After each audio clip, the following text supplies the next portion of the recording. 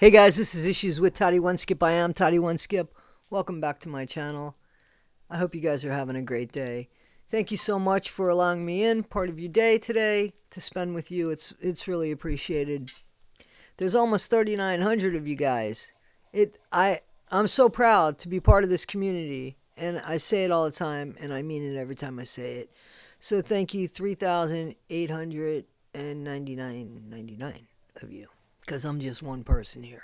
So guys, I wanted to talk to you a little bit about what's going on with Paul Ferguson and this guy named Randy and a woman named JoJo, and why people think that his life had more value than Timothy's. Because I don't know how to view it any other way. Paul Ferguson, those of you that don't know, is a 21-year-old guy that was the enforcer for his mother, Shonda Vander Ark. Shonda Vander Ark, very intelligent woman, worked for the court system in Michigan. I'm pretty sure it's Michigan. And she and Paul together, she and her oldest son that lived in the house, because she has another older son that wants nothing to do with her, as well as a daughter who's just under Paul's age that wants nothing to do with her. Her and Paul were like a relay TOR team when it came to poor Timothy, Paul's younger brother, who was only 15 years old, and Shonda's second to youngest son, only 15 years old. They STARVED him, kept him from sleep, kept him from warm baths by giving him ice baths with literal ice, feeding him soaked bread, soaked with the hottest hot sauce you could buy. Now, the situation is that once upon a time, this family lived together when Shonda was married to Timothy and Paul's dad, and they lived in another state. I believe it was Oklahoma. They got divorced. Shonda supposedly wasn't supposed to have any unsupervised visits with Timothy, and Timothy lived in the custody of his dad. And then at some point, the dad reached out to Shonda. Now he's married to another woman now. Yeah, so Shonda was only allowed supervised visits with Timothy. So something already was on the canvas about Shonda not being a fit mom. So she ended up, in the meantime, with Timothy. There's talk that the stepmom threatened to leave her husband, Timothy's dad, if Timothy didn't leave the house. He was one of those children, he was autistic, but one of those children that apparently would fixate on things, and he had a knack for taking things apart and I guess putting them back together, at least taking them apart. I'm sure he was a handful, but he was a child, a child that had some disability. And I guess somehow, some way, the dad said, to hell with it, I'm going to go ahead and I'm going to give my kid over to his mother, the person that the professionals say shouldn't have him. And I guess they were right. He was 15 years old. He weighed 69 pounds when they took him out of the house. His mom, Shonda Vander Ark, who was married to a gentleman named Adam Vander Ark, he had a stroke, Adam, in December of 2023. He ended up having to be taken out of the house, couldn't come back into the house because she couldn't care for him. You know, Shonda couldn't care for him, but she definitely still loved him. And he ended up, after getting out of the hospital and some physical therapy, he ended up going to his parents' house where they were better able to take care of him. And also the house was better equipped for disabled people because he was in a wheelchair now. So a 2-income family became a 1-income family, became a giant inconvenience to Shonda. I don't know if that's when Timothy started getting on her nerve. I don't know if that's when Paul started taking advantage of the situation, that there was no more man in the house to protect Timothy and he didn't have anybody to answer to, because maybe Adam would have challenged him. But that's when the ABUSE began. They didn't feed him. What they did feed him was hot sauce with bread. Sometimes just hot sauce. Now, Paul didn't have to do what his mother told him to do, because my theory is that his mom just got sick of Paul complaining about him because he was really bothering Paul. And she just said, you know what? Deal with it. I got enough to deal with. My husband and and I need you to deal with it. And then also enjoyed it too. But I do think that Paul totally enjoyed it. Now, why is somebody named Randy and somebody named JoJo wanting to make his life so comfortable in jail? Why does Randy think, because he has a son, Randy says, I have a son with autism, and they don't understand what you did. You really couldn't help. Yes. Who are you? Because you have a son? You have sympathy? What about Timothy? Randy, what about Timothy? You want to put money on Paul's books so Paul doesn't have to deal with the reality of prison because of what he did? That's what's going on here. And JoJo, I just can't figure you out. Where's the compassion for Timothy?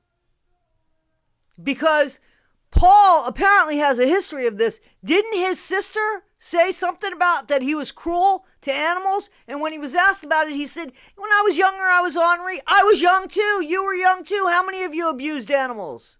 I'm trying to figure out why Randy, with his autistic son, can't see that this guy has nothing to do with autism. Has to do with just the fact that he likes and liked to do that to his brother.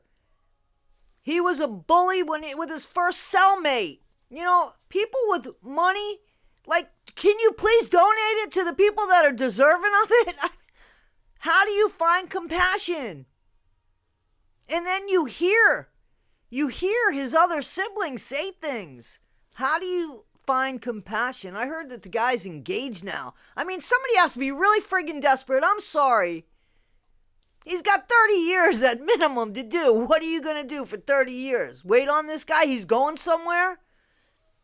As Judge Judy would say, that's the person you want to hitch your star to? Come on.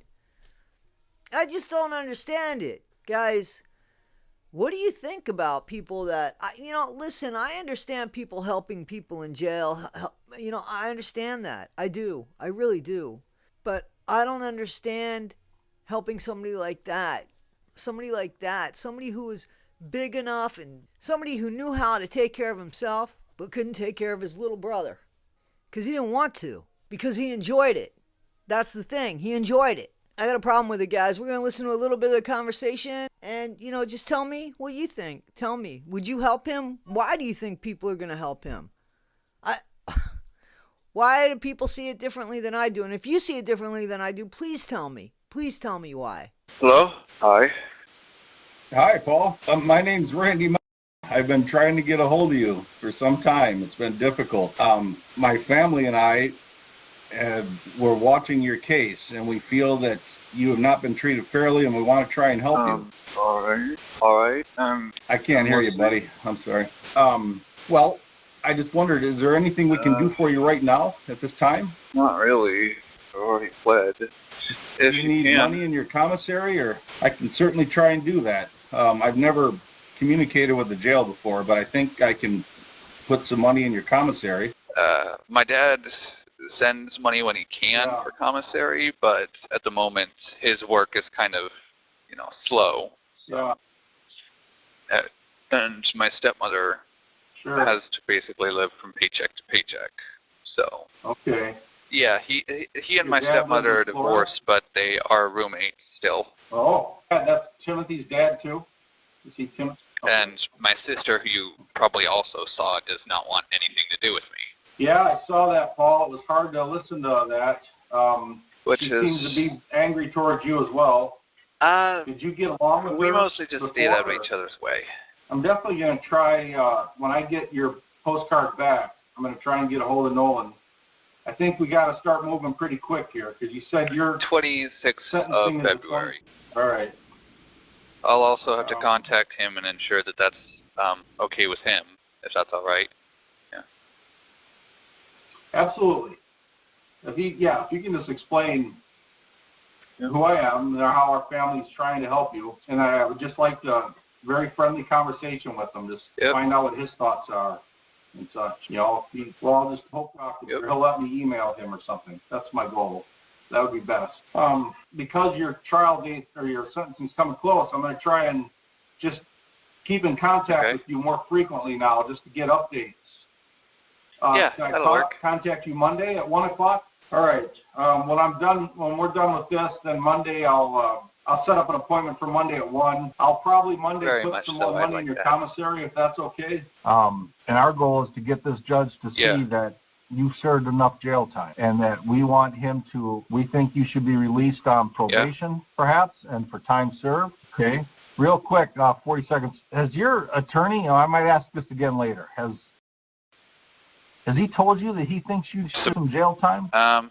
Some prison time? To be honest, he normally keeps those opinions to himself. He's been honest about, wondering how on earth I didn't see how bad things were, which I still don't understand myself. Guys, what do you think about that? Not only does Randy want to make Paul comfortable by sending him money, like he wants to reward him for such bad behavior because he feels that he has autism and he didn't quite know what was going on and that he was treated unfairly. And the money that Paul uses is used to watch movies and to play video games on his tablet, which I still can't believe they have tablets in there and that they're able to text, I guess, anybody that's on a list. It's crazy. But here's the thing. Somebody that used to work in jail and know that it's understaffed, 1,000,000% understaffed, and keeping inmates busy makes it easier on the guards, because once the inmates have a lot of time, that's when they start coming up with stuff, and that's when riots start happening. And I mean, you cannot give an inmate enough time, even though that's what they're given is time. But left to time, they make up shit with their own devices. They just come up with things. How to get letters to people, how to get contraband inside. Now I understand that they're using drones to drop phones inside the cell blocks. And now inmates are like, it's unbelievable. They're breaking little pieces of window so that they could get cell phones in their cell blocks. Tell me that's not mad. Ingenious, right? Because if you give somebody time, that's what they do. And if they're just sitting there bored and they're all together bored, that's just giving them enough time to get pissed off to do something and to put the guards in danger. But that's why I say to you guys, I don't have a problem with jail justice. You think Paul, there's a lot more to these conversations. You could listen. They are agonizingly, really long and drawn out and just a bunch of and stuff like that. But the main goal is Paul is getting money, but they're giving him money. They're reaching out to Paul because he was treated so unfairly. Again, I need to ask, what about Timothy? How was he not treated unfairly? That's the stuff that I don't understand. So we could go over some of these phone calls and stuff and ask ourselves why and everything. And we could hear phone calls from JoJo, and now he's got a fiance. And the phone calls that I find interesting and ironic, I am going to bring to the attention here. But I don't think I'm going to do every single phone call, because there are channels that actually have all of these phone calls on here. And again, they're pretty long and drawn out, and I just want to get the chunks that I feel are important. And I feel it's incredibly important to tell you that Randy thinks that the justice system is completely off, and he wants to change what the judge is giving him. He wants to change what the judge's decision's going to be because he thinks it's unfair.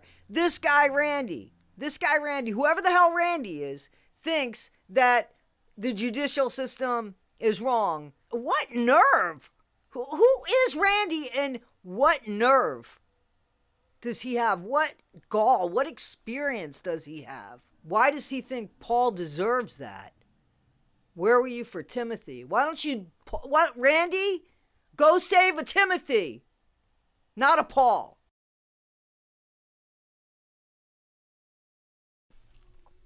Tell me what you think, guys. Tell me what you think, okay? I mean, to me, what should jail look like? That's a big question. What should jail look like? Is this what jail should look like? Video games and texting? After somebody TORTURED somebody, starved somebody, bullied somebody, and ultimately unalived somebody. Playland for adults. Guys, this is Issues with Toddy One Skip. Tell me what you think. Please like, subscribe, and share. If you don't like me at the end, you can unsubscribe. It's not a cult. We don't make you stay. But we like it when you're here. So thank you, guys. Have a great day, and I'll see you soon. I'm going back to work tonight. Hopefully I'll put a video together.